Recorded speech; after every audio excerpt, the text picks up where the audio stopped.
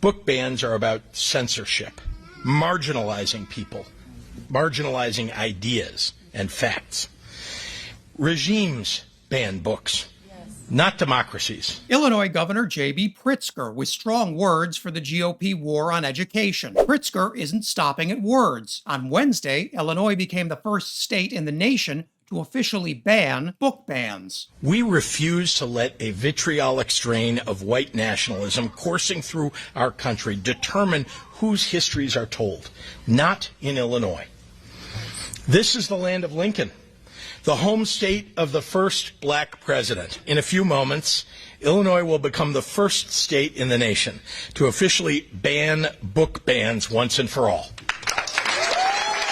Pritzker signed HB 2789, which requires Illinois to adopt the American Library Association's Library Bill of Rights. That would protect libraries from having any material restricted due to partisan or personal disapproval, and libraries that break the law risk losing state funding. Last year, activist groups in Illinois attempted to ban 69 books. That's not nice. But that's just a drop in the bucket compared to what the far right is doing nationally. Zoom out and you'll find Republicans are responsible for attempts to censor at least 2,500 books last year alone. And this law is about much more than pushing back against the GOP's cynical politics. As ALA Executive Director Tracy Hall said at the bill signing, this is about the very freedom to think and read for ourselves. As Executive Director of the American Library Association, I could not be prouder that the American Library Association makes its home in a state that is first in the nation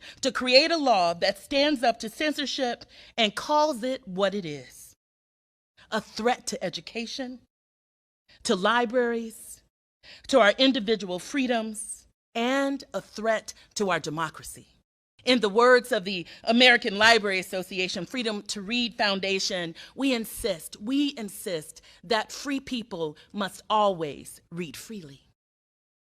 Free people read freely. There's no secret behind why Republicans are trying to censor those books either. In fact, if you let Republicans talk long enough, they'll forget they're on camera and actually tell you the real reason. And he knows that now the way the parties have flipped over, the more education you have, the more likely you are to vote for a Democrat. So he's pushing all of these young people into universities. They get brainwashed there, and then he wipes their debts for votes. It's really shameful, and the Supreme Court's going to knock it down. You heard it from Fox News meathead Jesse Waters. The more education you have, the more likely you are to vote for a Democrat. And instead of building a political platform that actually appeals to educated voters, Republicans have decided it's a lot easier to just take away all the books instead. Now, you may ask, but Max, if that's the case, why is this just now a crisis for the GOP? Setting aside the fact that this is a party in the advanced stage of collapse and lashing out is really all they can do, there are actually numbers behind the GOP fear. You see, Jesse Waters isn't wrong. It's surprising, I know. But the ideological gap between more and less educated adults has been widening since right around 2016, and it approached a record divide last year. Republicans know that shift is going to determine their long-term political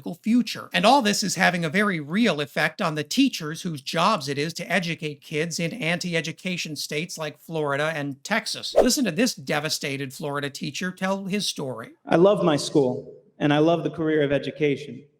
However, effective a couple weeks ago, I have resigned from my position. I'm leaving because I feel the board is more interested in removing pride flags and banning literature than they are in protecting us educators. I'm leaving because I don't feel that I can adequately provide a safe environment for my students anymore. I'm leaving because I refuse to work for an organization that sees supporting kids for who they are as indoctrination. I'm leaving because I refuse to teach fabricated history that prioritizes a nationalistic narrative before an accurate one. And this educator has a simple message for Florida's MAGA-fied school boards. Support your teachers or risk losing them entirely. I am not the first to leave, nor will I be the last. I am not sure a recruiter is going to solve your problems. Students need great teachers to protect them. Teachers need great school board to protect them in these very tumultuous times.